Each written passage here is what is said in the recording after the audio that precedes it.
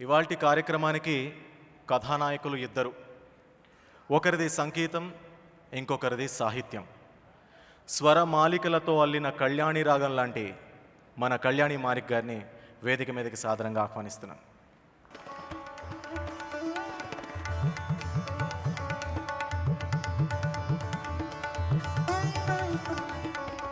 ఇక ఇవాల్టి కార్యక్రమానికి కారణమైన కవిని, కవనానికి తోడైన సంగీతాన్ని ఆహుతులకు పరిచయం చేయాల్సిందిగా శ్రీ కళ్యాణి మాలిక్ గారిని కోరుతున్నాం. మీరు నాకు అగ్ని పరీక్ష పెట్టారు. నువ్వు ఏది అడిగితే దానికే సమాధానం చెప్తానన్నారు. సరే, దాన్నే ప్రయత్నిస్తాను.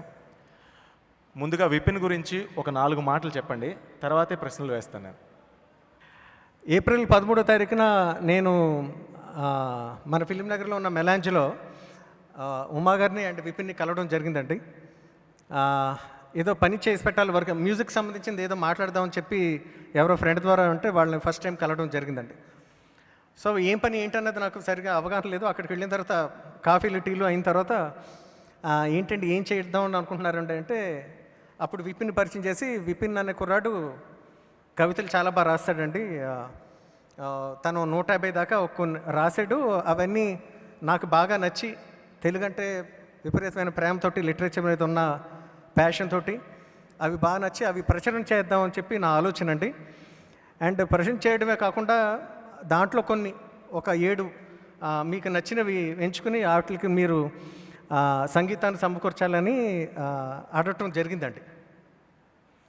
అంటే నాకు చాలా ఆశ్చర్యం వేసిందండి. తెలుగే చచ్చిపోయే రోజుల్లో, తెలుగు అంటే పెద్దగా ఇష్టపడిన రోజుల్లో, తెలుగు మాట్లాడితే నామోషిగా ఫీల్ అయ్యే రోజుల్లో దీనికి మళ్ళీ కవిత్వం ఏంటి, దానికి మళ్ళీ బుక్స్ రూపంలో ప్రచురణ చేయడం ఏంటి, దానికి నేను సంగీతం చేయడం ఏంటి అని చెప్పి చాలాగా అంటే వాళ్ళిద్దరూ నాకు ఒక మెంటల్ హాస్పిటల్ నుంచి పారిపోయిన పిచ్చోళ్ళలా కనిపించారండి. నేను చెప్పాను దాంట్లో ఉన్న సాధుబాధకాలు ఇది ఎవడో చదవడండి, నా పాటలు నేను చేసినా సరే ఎవడో వినడు, ఎందుకంటే ఈ పాటల వెనకాల ఎటువంటి హీరోలు హీరోయిన్లు లేరు కాబట్టి మన పాటలు వినరండి అని అన్నాను నేను. దీని మీద మీరు ఖర్చు పెట్టిన ప్రతి పైసా కూడా వెనక రాదు, మీరు చాలా నష్టపోతారండి అని చెప్పానండి. నా మాటలు వాళ్ళు వినిపించుకోలేదు. బట్ ఒక్కళ్ళు చదివినా పర్వాలేదండి, ఈ బుక్స్లో ఉన్న ఒక్క కవిత చదివినా పర్వాలేదు, మీరు చేసిన 7 పాటల్లో ఒక్క పాట హిట్ అయినా పర్వాలేదండి, ఒక్కళ్ళకి నచ్చినా పర్వాలేదు, దీని నుంచి నాకు ₹1 వెనక రాపోయినా పర్వాలేదు, మీరు నాకు చేసి పెట్టండి అన్నారండి. సో వీళ్ళకి పిచ్చి తారాస్థాయికి చేరిపోయింది కాబట్టి నేను వెళ్ళిపోయినా, అక్కడి నుంచి నేను చేయనని వెళ్ళిపోయినా నా స్థానంలో ఎవరొకళ్ళతోటి చేయించేస్తారని, సరే నేను చేస్తానని చెప్పి ఒప్పుకున్నానండి. ఇప్పటికీ కూడా నాకు చాలా డౌట్, ఈ కవితలు ఎంతవరకు రీచ్ అవుతాయి, నా పాటలు ఎవరు వింటారని చెప్పి ఒక పెసిమిస్టిక్ ఒక అపనమ్మకంతో ఇక్కడ నుండి నేను మాట్లాడుతున్నానండి. వాళ్ళ ప్రేమ తెలుగు మీద ఉన్న వాళ్ళకున్న అభిమానం, కవితల పట్ల వాళ్ళకున్న ఆసక్తి, లేకపోతే లిటరేచర్ పట్ల వాళ్ళకున్న మమకారం, ఈ కవితల్ని, ఈ పుస్తకాల్ని, నా సంగీతాన్ని ముందుకు తీసుకెళ్తాయన్న చిన్న నమ్మకం తప్ప నాకు వేరే నమ్మకం లేదండి. దీంట్లోకి నన్ను ఆహ్వానించినందుకు ఉమా గారు చాలా చాలా థ్యాంక్స్ అండి. విపిన్ చాలా థ్యాంక్ యూ, నన్ను నమ్మినందుకు. సాధ్యమైనంత నాకున్న శక్తి మేరకు, నాకున్న అవగాహన మేరకు నీ కవితలకి నేను న్యాయం చేకూర్చానని చెప్పి నేను నమ్ముతున్నాను. నా పాటలు, నీ సాహిత్యం అందరికీ నచ్చాలని కోరుకుంటున్నానండి. దట్స్ హౌ ఈ ట్రావెల్లో ఈ 3 నెలలు 4 నెలల్లో విపరీతమైన స్నేహం ఏర్పడిందండి మా ముగ్గురు మధ్యన. స్నేహంతో పాటు ఆటోమేటిక్గా మన చేసే వర్క్ మీద ప్రేమ పెరుగుద్ది. అవి హిట్ అవ్వాలని, అందరికీ నచ్చాలని తెలియకుండా కోరుకుంటూ ఉంటాం. అవి ఎలా ఉన్నా సరే అవి బాగున్నాయి అని మీలాంటి వాళ్ళు ఎవరొకళ్ళు చెప్పి భుజం తడితే తప్ప ఆ ధైర్యం రాదండి. అండ్ దానికి తగిన వేదిక, తగిన మనుషులు మీరైనందుకు చాలా చాలా గర్వంగాను, చాలా సంతోషంగాను, ఇది చాలా అదృష్టంగాను భావిస్తున్నామండి. అండ్ ఉమా గారు, విపిన్ గురించి నేను చెప్పదలుచుకుని చెప్పానండి. అండ్ ఈ పాటలు రేపొద్దున్న ఇవాళ రిలీజ్ అయిన తర్వాత దానికి పేరు ఏమాత్రం మెచ్చుకున్నా, ఎవరైనా మెచ్చుకున్నా, దానికి ఏం పేరు వచ్చినా సరే ముఖ్య కారణం నేను, లేకపోతే విపిన్ సాహిత్యం అన్నది పక్కన పెట్టేస్తే దాన్ని అందంగా పాడిపెట్టిన నా సింగర్స్ చాలామంది ఉన్నారండి. వాళ్ళందరికీ నేను మనస్ఫూర్తిగా థ్యాంక్స్ చెప్తున్నాను. వాళ్ళ అందమైన గొంతుకులతోటి నా పాటల్ని ఇంకా అందంగా ధ్వనించేలా చేశారండి. Thank you all so much. వాళ్ళంతా ఇక్కడికి వచ్చారండి. అండ్ మీకు మళ్ళీ మళ్ళీ శాస్త్రి గారు మీరంటే నాకు చాలా చాలా ఇష్టం. భరణి గారు, మరుదూరు రాజా గారు అండ్ ప్రభాకర్ గారు చాలా థ్యాంక్స్ అండి. అంటే శాస్త్రి గారు జనరల్గా ఎందుకు ఎక్కువ ఇష్టం, ఎందుకు అంత ప్రేమ నాకు అంటే 2001 సంవత్సరంలో నేను అమృతం అనే సీరియల్ ద్వారా నేను పరిచయం అయినండి. అప్పటికి ఆయన తారాస్థాయిలో ఉన్నారు. జనరల్గా ఆయన దగ్గరికి వెళ్ళినప్పుడు గంగరాజు గారు, నేను జస్టెడ్లో మీడియా మీద రిలీజ్ అయింది అమృతం సీరియల్, ఇది శాస్త్రి గారు రాస్తే బాగుంటుందని అనుకున్నప్పుడు మేము వెళ్ళి అడిగినప్పుడు ఆయనకున్న స్థాయికి, ఆయనకున్న అక్కడున్న వెసులుబాటుకి టీవీ సీరియల్కి నేను రాయడం ఏంటి అని చెప్పి అనుకోవచ్చు. కానీ ఆయన ప్రతిదీ కూడా నేను రాసిన పాటగా నా ముద్ర ఉంటుందిగా, అది టీవీ సంగీతం అయితే ఏంటి, లేకపోతే యాడ్స్ అయితే ఏంటి, లేకపోతే సినిమా సంగీతం అయితే ఏంటి అన్న ఒకనొక దృక్పథంతో, గొప్ప సంస్కారంతో నా పాట, ఫస్ట్ పాట శాస్త్రి గారు రాయడం జరిగిందండి. ఆ తర్వాత నుంచి ఒక 80% నేను ఈరోజు మ్యూజిక్ డైరెక్టర్గా నిలబడ్డాను, నాకు ఒక ఉనికి ఏర్పడింది అంటే అది కేవలం శాస్త్రి గారి తాలూకా సాహిత్యం తాలూకా మహిమ. ఒక స్వార్థపూరితమైన కోరిక కూడా ఏంటంటే, నేను మ్యూజిక్ డైరెక్టర్గా బతికి ఉన్నంతకాలం శాస్త్రి గారి కాలం పదునుతో అది పరిగెడుతూనే ఉండాలని చెప్పి నా కోరిక అండి. అది ప్రేమ లేకపోతే స్వార్థం అన్నది ఎప్పటికప్పుడు నాలో నాకు అది ఆ డైలమాలో ఉంటాను. బట్ ఆ స్వార్థమైన పర్వాలేదు, ఆ స్వార్థం అంటే నాకు చాలా ఇష్టం అండి. శాస్త్రి గారు మీరంటే చాలా ఇష్టం. ఒక రకమైన తర్వాత ఒక చిరాకు కూడా ఏర్పడిందండి మీరంటే నాకు. ఆ చిరాకు ఎందుకంటే, నా పాటలు, నా ట్యూన్స్ అంటే నాకు చాలా ప్రాణం అండి, నాకు చాలా ఇష్టం. నా పాటలు ఎవరు మెచ్చుకున్నా మెచ్చకపోయినా నా సంగీతం అంటే నాకు చాలా ఇష్టం. అవి హిట్ అయినా హిట్ అవ్వకపోయినా. కానీ నెమ్మదిగా ఏంటంటే ట్యూన్ కంపోజ్ చేసిన తర్వాత ఉన్న ప్రాణం శాస్త్రి గారు రాసిన తర్వాత అది ఇంకా ఎక్కువ బాగుంటాం అన్నది నేను నెమ్మదిగా రియలైజ్ అయినాను. అంటే నా ట్యూన్ కన్నా శాస్త్రి గారు లిరిక్స్ ఎక్కువ బాగుంటున్నాయి ఏంటి అన్నది ఒక నెమ్మదిగా ఒక చిరాకు. ఇదేంటి నన్ను డామినేట్ చేసేస్తున్నారు, నా సంగీతం కన్నా ఆయన సాహిత్యం ఎక్కువ బాగుంటుంది ఏంటి, ఆయన రాస్తేనే బాగుంటుంది ఏంటి అన్నది ఒక నెమ్మదిగా తెలియని ఒక వెగటు ఏర్పడింది. వెగటు ఎటువంటిదంటే 100 గులాబ్ జాములు ఒకేసారి తినేస్తే కడుపు తిప్పుద్ది కదా, అలాగా. సో వెగటు పుడుతుంది కదా అని చెప్పి సరదాగా అలా బయటకు వెళ్ళి 4 పాటలు విన్న తర్వాత, బయట పాటలు విన్న తర్వాత ఈ వెగటే చాలా ఎక్కువ బాగుంది. సో శాస్త్రి గారండి మీరంటే నాకు చాలా చాలా చాలా చాలా ప్రాణం అండి, చాలా ఇష్టం అండి. నేను అడిగిన వెంటనే మా ఆహ్వానాన్ని మన్నించి మీరు ఇక్కడ రావడం నాకు చాలా చాలా సంతోషంగా ఉందండి. మీరంటే ఇష్టమని ఎలా చెప్పాలో తెలియక ఒకలా చెప్పుంటాను నేను, బట్ దానికన్నా మించి ఎక్కువ ఇష్టం అండి మీరంటే, చాలా చాలా ఇష్టం అండి. Thank you so much. మాట్లాడలేను, ప్రశ్నలు అడుగు అన్నారు. మొత్తం కవనమే ఇక్కడ అయిపోయింది చెప్పేసరి మొత్తం డీటెయిల్స్ అని. అయితే ఇంకా కొన్ని ప్రశ్నలు మిమ్మల్ని అడగాలి, మీరు వెళ్ళిపోయారు. బిపిన్కి చాలా చిరాకు ఎక్కువ, కోపం ఎక్కువ అని మా లాంటి ఫ్రెండ్స్ ఎవరు అడిగినా చెప్తాడు. సో మీ దగ్గర ప్రదర్శించి ఉండడు అని అందరం అనుకుంటున్నాం. ఏమైనా ప్రదర్శించాడా? ఎక్కడికో చెప్పాలి. విపిన్కి కోపం అప్పుడప్పుడు నోటీస్ చేశానండి. కోపం మంచిదే, నాకు కోపం నాకు కళ్యాణ్ మాలిక్ చాలా కోపిష్టి, మధ్యలో లేచి వెళ్ళిపోతాడు, నచ్చకపోతే ఉన్నట్టుగా మాట్లాడేస్తాడని చాలామంది అంటూ ఉంటారండి. కోపం వాళ్ళు అనుకుంటారు ఆత్మాభిమానం అని నేను అనుకుంటాను. అటువంటి ఆత్మాభిమానం ఉన్న ఇంకొక వ్యక్తి విపిన్. సో విపిన్ క్యారెక్టర్ అన్న యాటిట్యూడ్ అన్న నాకు చాలా ఇష్టం అండి. ఆ మాత్రం గర్వం, ఆ మాత్రం కోపం ఉండటం సహజం కళాకారులకి, అది బాగుంటుంది కూడా.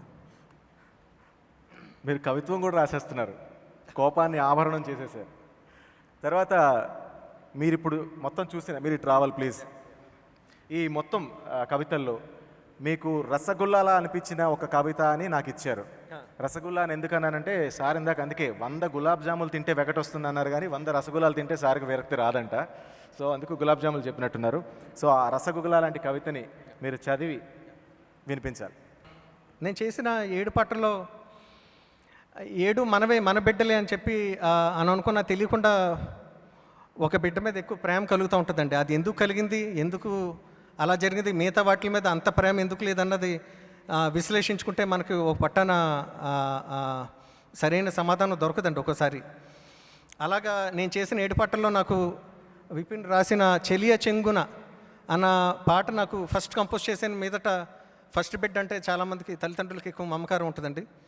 అలాగే నాకు ఈ పాట అంటే చాలా ఇష్టం. మిగతా పాటలతో సమానంగా ఇష్టం అని చెప్పచ్చు, కానీ ఇది ఎక్కువ ప్రేమ ఎక్కువ ఉంటుందండి.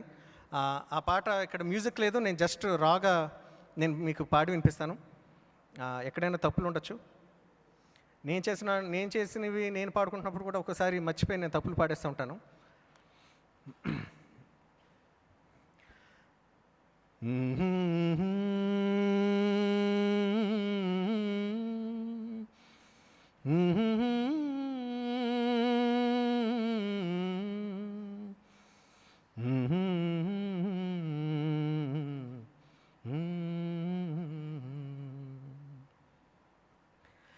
చెలియ చెంగున చెంత చేరగా చేతనే చేజారినే చైతసికముని సరసమని నన్ను వివేకమొదిలేనే తాను రాగానే తాళం తప్పెనే తన రాగంలో నా స్వరము కలిసేనే కదలని ఈ నా హృదిలో కదలిక నీకైనాలో కాదనలేకలో కలిశానిదిగో నీలో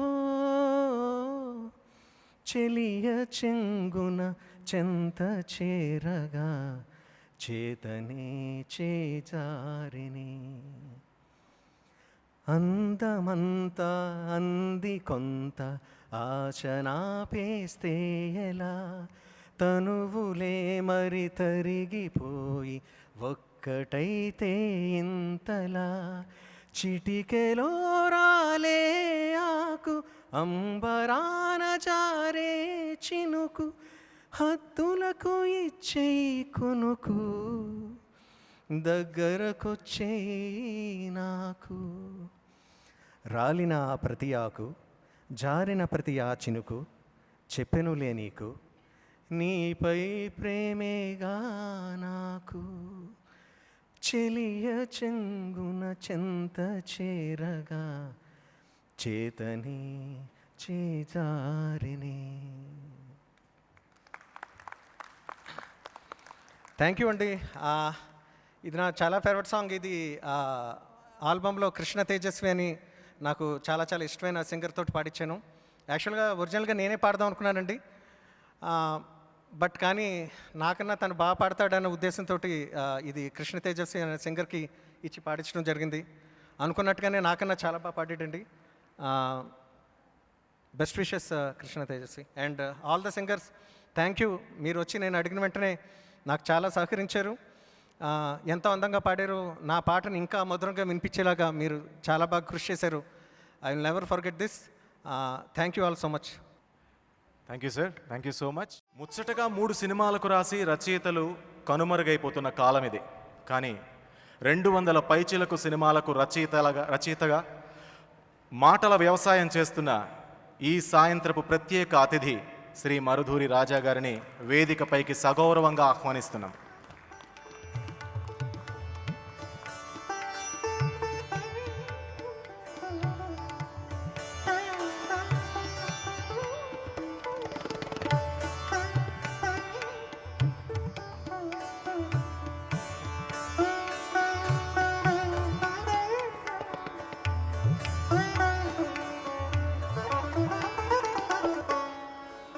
కార్యక్రమానికి ప్రత్యేక అతిథిగా విచ్చేసిన శ్రీ మరుధూరి రాజా గారిని కార్యక్రమంపై తమ భావాలను వ్యక్తపరచాల్సిందిగా అభ్యర్థిస్తున్నాం.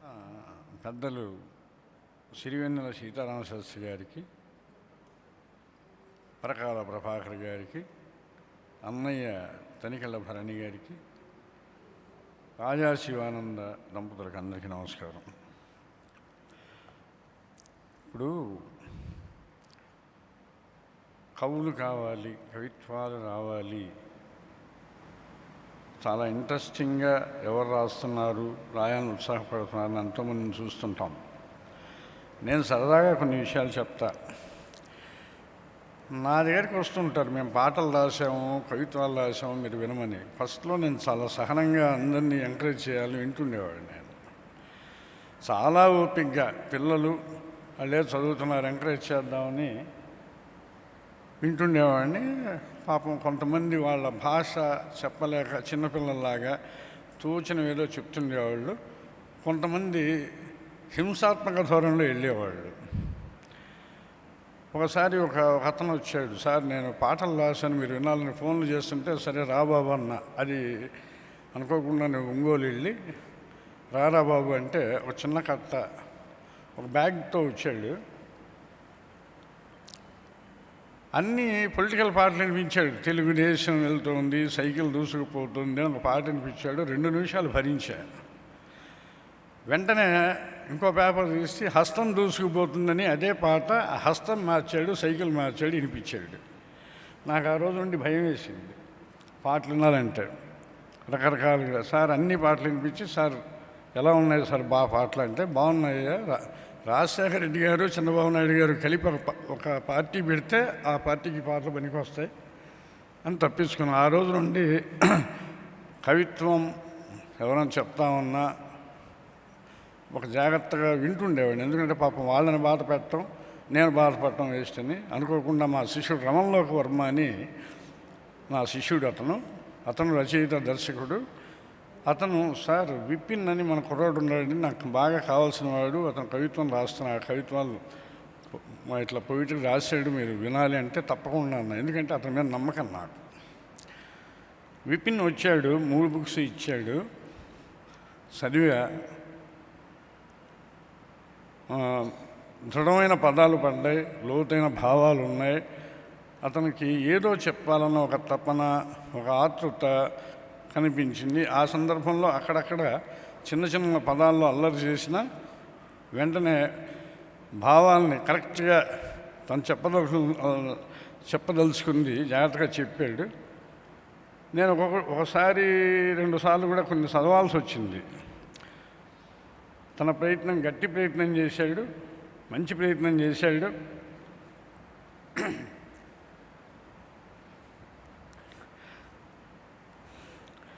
ఎప్పుడో నా గుండె చప్పుడు అడిగితే నీ దారి ఇప్పుడు చెప్పనా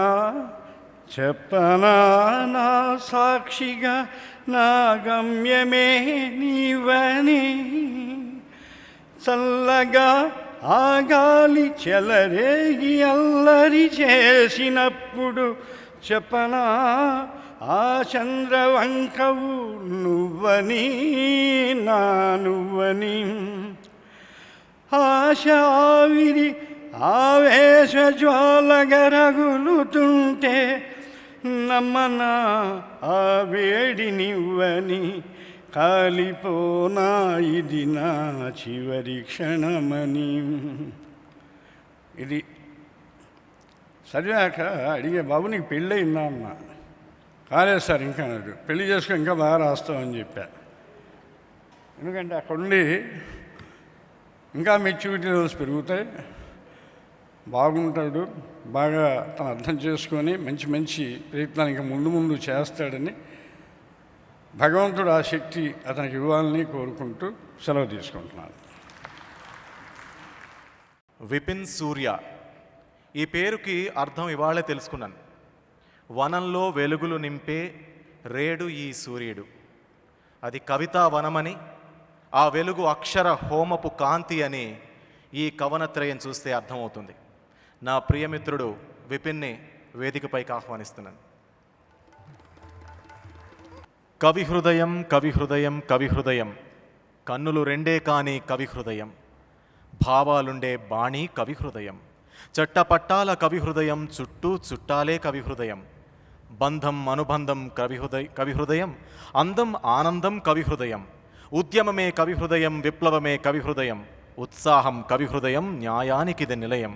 కవి హృదయం, కవి హృదయం, కవి హృదయం, కదిలింది కదిలిస్తూ ప్రతి హృదయం, వెలిగిస్తూ నవోదయం వెలిసింది కవి హృదయం, ప్రశ్నించే కవి హృదయం, పలికించే కవి హృదయం, స్పందించే కవి హృదయం, సంధించే సమాధానం. కవి హృదయం, కవి హృదయం, కవి హృదయం. ఆ కవి హృదయాన్నే ఇప్పుడు విందాం. విపిన్ సూర్య. అందరికీ నమస్కారం. మా అమ్మ నాన్న ఇక్కడ ఉన్నారు, వాళ్ళ వల్ల నేను మీ ముందున్నాను. ఆ తర్వాత సిరివెన్నెల గారు ఉన్నారు, ఆయన పాటలు వింటూనే నేను రాయడం నేర్చుకున్నాను. పరకాల ప్రభాకర్ గారితో 10 సంవత్సరాలుగా పరిచయం ఉంది, ఆయన దగ్గర చాలా నేర్చుకున్నాను. భరణి గారిని చూస్తూనే పెరిగాను, మరుదూరి రాజా గారి మాటలు వింటూనే ఇక్కడ దాకా వచ్చాను. కవితలు రాయడం చాలామందికి నేను రాస్తా అని కూడా తెలీదు. తెలిసిన వాళ్ళకి నేను బాగా రాస్తా అని వాళ్ళు నాకు చెప్పడం మాత్రమే నాకు తెలుసు. అయితే అవి పుస్తకాలుగా ప్రచురించగలిగినంత అర్హత వాటికి ఉందా లేదా అనే ప్రశ్న నేను ఎప్పుడు వేసుకోలేదు. ఎందుకంటే నేను రాస్తూ వెళ్ళిపోయాను. నేను ఎందుకు రాస్తున్నానో, ఇవి దేనికి పనికొస్తాయో నిజంగా నాకు అప్పుడు తెలీదు. నేను రాస్తూ నా ఎవరి నోట్లో ఉండేవి, ఎక్కువ నా బ్లాగ్లో ఉండేవి. ఆ బ్లాగ్ కూడా అర్ధరాత్రి 3 రాసి అందులో సగం తప్పులతో నేను పోస్ట్ చేసిన కవితలే ఉంటాయి. ఇప్పుడు అది నేను మళ్ళీ కరెక్ట్ చేయడానికి ట్రై చేస్తున్నాను. బట్ యా, నా ప్రొఫెషనల్ లైఫ్ అది చాలా చాలా డిఫరెంట్. నేను రాసే నా కవితలకి, నా భాషకి బహుశా నా ప్రొఫెషనల్ లైఫ్కి పెద్దగా కనెక్షన్ లేదు. కానీ భాష పట్ల ప్రేమ. 10వ తరగతి తర్వాత నేను ఎప్పుడూ తెలుగు కాలేజ్లో కానీ స్కూల్లో కానీ చదువుకోలేదు. 10th వరకు నేను తెలుగు నా ఫస్ట్ లాంగ్వేజ్. నాకు అంత తెలుగే వచ్చని నేను అనుకుంటూ ఉంటాను. ఆ భాషతో రాసినవే ఈ కవితలు. నాకు తెలిసి అర్థం కాకపోవడానికి ఏం ఉండదు అందులో. సో అందరికీ అర్థమయ్యే భాషలోనే రాశానని అనుకుంటున్నాను. సో ఇలా రాస్తూ రాయడం వరకు ఓకే, కానీ ఎందుకు రాస్తున్నానో నిజంగా తెలిసేది కాదు. నేను బాంబే వెళ్ళిన తర్వాత ఈ విషయంలో చాలా తీవ్రంగా ఈ విషయం గురించి ఆలోచించేవాడిని. నేను ఏదో నా దగ్గర దాచుకోవడానికి కోసం అయితే నేను ఎందుకు రాయడం, దాని పర్పస్ ఏంటి, నేను రాసి నా దగ్గర దాచేసుకోవడం, ఏదో నలుగురు ఫ్రెండ్స్, నాకు కొంచెం క్లోజ్ ఫ్రెండ్స్ ఉన్నారు, వాళ్ళందరికీ వాట్సాప్లో షేర్ చేయడం తప్ప దాన్ని ఎప్పుడు పెద్ద అంటే ఇంకేం ఆలోచించలేదు దాని గురించి. రాయడమే అంతవరకే. ఉమాదేవి గారు నాకు 10 సంవత్సరాల నుంచి పరిచయం. మేము అంటే వర్క్ పరంగానే పరిచయం, కానీ ఆవిడికి నేను కవితలు రాస్తా అని కానీ, నాకు ఆవిడకి కవితలు అంటే ఇంట్రెస్ట్ అని కానీ తెలీదు. ఏమో బహుశా అంటే నేను ఇన్ని కవితలు రాశాక కానీ నాకు ఎక్కడో ఆ అవకాశం రావడానికి అర్హున్నో కాదో అని పరీక్ష పెట్టిందేమో కామాక్షమ్మ, ఇన్ని రోజులు ఎదురు చూసిందేమో అని అనిపిస్తుంది. ఆ కామాక్షమ్మ రూపంలోనే ఉమాదేవి గారు వచ్చి ఇవి తెలియాలి, ఇది ప్రపంచం ఖచ్చితంగా ఆదరిస్తుంది ఇలాంటి సాహిత్యం అని చెప్పడం, అది నాకు చాలా ప్రోత్సాహాన్ని ఇచ్చింది. ఖచ్చితంగా మనం ఈ పుస్తకాలు ప్రచురించాలి, 10 మందిలోకి వెళ్ళాలి అని ఆవిడ ప్రోత్సాహం ఇప్పుడు నేను మీ ముందు ఇలా నిలబడ్డాం. అయితే ఈ ప్రయాణంలో ఒక హైవే మీదకి వెళ్ళిపోయాం మేము. అక్కడ మాకు కళ్యాణి మల్లిక్ గారు పరిచయం అయ్యారనమాట. ఆయనతో అసలు ఏంటిది, వాట్ ఈస్ దిస్ అంటే అప్పుడు నాకు వచ్చిన ప్రశ్నలు అవే. ఎందుకు, అవును నిజంగానే పాటలు చేస్తాము, ఎలా ఎవరికి రీచ్ అవుతాయి, పాటలు చేస్తే ఎక్కువ మందికి రీచ్ అవుతాయి, కానీ ఆ పాటలు ప్రైవేట్ ఆల్బమ్ అనే కల్చర్ మనకు లేదు, మరి ఏంటి, సరే ఇవన్నీ తర్వాత ఫస్ట్ అయితే చేద్దాం అనే ఓ డిసిషన్కి వచ్చేసాము. అప్పుడు కళ్యాణ్ గారికి దాదాపు ఒక 20-30 కవితలు నేను పంపించడము, అందులో మేము మళ్ళీ వాటి మీద డిస్కస్ చేస్తూ అసలు ఇవి చెయ్యాలి అని ముందు అనుకోలేదండి. ఇవే చెయ్యాలి అని ఫస్ట్ డెసిషన్ తీసుకోలేదు. కవితలు ఆయనకు పంపించడం, ఆయన వాటికి ట్యూన్ చేయడానికి ట్రై చేయడం, దీనికంటే ఇది బాగుంటుందేమో అని ఆయన చేయడం, ఇలా చాలా డిస్కషన్స్ జరిగేవి. చాలా ట్రావెల్ చేసాం యాక్చువల్గా. అంటే ఆయన మ్యూజిక్ డైరెక్టర్ కాదు, ఇన్ఫ్యాక్ట్ నేను ఆయన గురూజీ అని పిలుస్తూ ఉంటాను. చాలా విషయాలు, విపిన్ దీన్ని ఇలా మార్చి రాస్తే ఎలా ఉంటుంది, నువ్వు ఇలా దీన్ని ఇటు చేస్తే నాకు ఇంకా ట్యూన్ చేయడానికి ఈజీగా ఉంటుంది అని ఆయన చాలా సలహాలు ఇచ్చేవారు. అలా దాదాపు నా కవితలన్నీ ఒక 7 కవితల్ని ట్యూన్ చేశారు ఆయన. అది ఐఎమ్ రియలీ బ్లెస్డ్. నేను నిజంగా చాలా సంతోషంగా ఉన్నాను ఇవాళ. ముఖ్యంగా అంటే నేను చిన్నప్పటి నుంచి ఎవరిలా తయారవ్వాలి అనుకుంటూ పెరిగాను. అంటే ఇద్దరండి. ఒకరు మా నాన్నగారు, ఓహో ఒక వస్తువు గురించి మనం తెలుసుకుంటే దాని గురించి మళ్ళీ మనం ఇంత బాగా తిరిగి చెప్పగలగాలి అనే విషయం నేను మా నాన్నగారి దగ్గర నేర్చుకున్నాను. రెండోది సిరివెన్నెల సీతారామ శాస్త్రి గారు. ఆయనలాగా ఏదైనా రాస్తే ఇంకా చాలా చచ్చిపోవచ్చు అనుకునేవాడిని. సో అలాగే పెరిగాను. ఇంగ్లీష్ మీడియం స్కూల్స్, కాలేజెస్ అసలు జీరో, ఎటువంటి కనెక్షన్ లేదు. ఎస్, మా నాన్నగారు సినిమా రైటరు, ఆయన 3 పుస్తకాలు రాశారు. ఆ తర్వాత మాకు సినిమా ఇండస్ట్రీకి ఖచ్చితంగా చాలా దూరం ఏర్పడింది. మా లైఫ్స్లో మేము బిజీ అయిపోయాం. సో నేను నా జాబ్, నేను నా profession is completely different from what all this is. కానీ సాహిత్యాన్ని బతికించుకోవాలి అనే తపన మాత్రం నాలో ఎప్పుడూ ఉండింది. నేను అంటే నేను నాకు తెలుగు భాషకి నన్ను దూరం చేశారనే బాధ ఉండేదండి. నేను తెలుగు భాషకి దూరం అయిపోతున్నాననే బాధతో, ఆ కసితో ఎక్కువ రాశానేమో అనిపిస్తుంటుంది ఒక్కోసారి ఆలోచిస్తే. ఎందుకంటే అందరూ పిల్లల్లాగే నేను ఇంగ్లీష్ మీడియం స్కూల్స్, అందులో పెద్దగా తెలుగు మాట్లాడనివ్వరు, అలానే పెరిగాను. సో ఇంత అందమైన భాషను మనం ఎందుకు పోగొట్టేసుకుంటున్నాం? ఆ భాషలో నేను మాట్లాడుతుంటే నాకు ఒక రకమైన తృప్తి వస్తుంది కదా, అదే తృప్తి నేను రాస్తుంటే ఇంకా బాగుంటుందేమో అనే ఒక ఆలోచనే నాతో రాయించేది. నా ఫ్రెండ్స్, నా మిత్రులు చాలామంది ఉన్నారు ఇవాళ ఇక్కడ. I'm really thankful to all my friends. వాళ్ళు నన్ను ఎంకరేజ్ చేశారు. అంటే ఎవరికి తెలియనప్పుడు ఎప్పుడో ఏదో ఒకనొక పాయింట్ ఆఫ్ టైంలో ఇది రాశాను అనగానే, అరే ఇది చాలా బాగుంది. ఇన్ఫ్యాక్ట్ తడిసిపోదామని నేను ఒక కవిత రాశాను. అది మా ఫ్రెండ్ యాక్చువల్ నాకు పాడి వినిపించాడు నా కోసము. మస్తాన్ ఇక్కడ ఉన్నాడు. సో అలాగే మహేందర్ అని నా ఫ్రెండ్ ఉన్నాడు. యుగంధర్, గణేష్ అని డైరెక్టర్, ఆయన సినిమాకి పనిచేశాడు కూడా. సో వీళ్ళంతా కూడా ఖచ్చితంగా నా వెనకుండి ఎప్పుడు చెప్పేవారు. శశి అని, మా శశిభాయ్ అని ఉన్నారు, ఆయన అక్కడ కూర్చుని ఉన్నారు. సో వీళ్ళందరికీ ఖచ్చితంగా వాళ్ళు నా కవితలు వినిపించేవాడిని. ఇన్ఫ్యాక్ట్ వాళ్ళని పట్టుకొని, మీరు వినాల్సిందే, నా కవిత వినిపిడి ఎలా ఉందో చెప్పని గొడవపడ్డ రోజులు కూడా ఉన్నాయి. సో వాళ్ళు చెప్పినా చెప్పకపోయినా నేను మాత్రం రాయడం ఆపలేదు. సో ఇవాళ ఇక్కడ ఉన్నాను, చాలా సంతోషంగా ఉంది. Thank you so much. ఈ కవితల్ని మీరు అందరూ ఆదరిస్తారని అనుకుంటాను. ఈ స్థాయికి నా రచనల్ని తీసుకొచ్చే ప్రయత్నం చేసిన ఉమాదేవి కోట గారికి జన్మతః రుణపడి ఉంటాను. సభకు వచ్చేసిన వారందరికీ కూడా నేను జన్మతః రుణపడి ఉంటాను. ధన్యవాదాలు.